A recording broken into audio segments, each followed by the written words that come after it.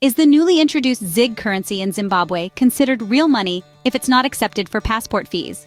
Imagine a scenario where a country introduces a new currency, the ZiG, hailed as a beacon of economic revival. Yet, paradoxically, this same government refuses to accept it for certain crucial transactions, like passport fees.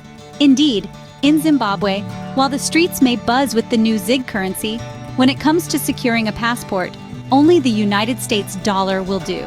The decision by Zimbabwean passport officials to reject the ZiG currency for passport fees while still demanding it be universally accepted within the nation paints a complex picture.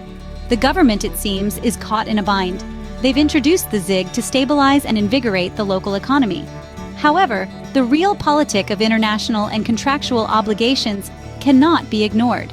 The officials point to a binding agreement with a foreign partner who insists on payments exclusively in United States dollars. This stance has stirred a cauldron of debate and skepticism. On one hand, the government dispatches law enforcement to ensure that local businesses accept the ZiG, promoting it as valid and legal tender.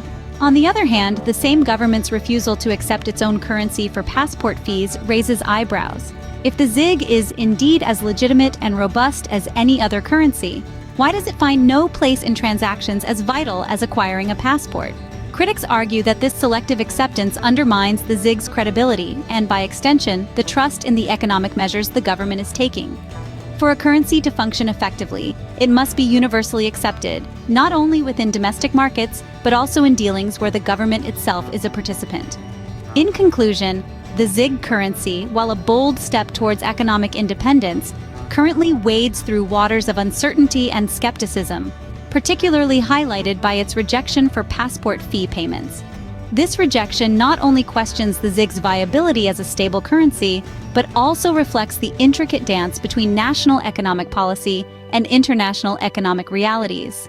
As Zimbabwe navigates these complex currents, the world watches, waiting to see if the ZiG will indeed turn into a trusted vessel, or if it will need more than governmental enforcement to be considered real money.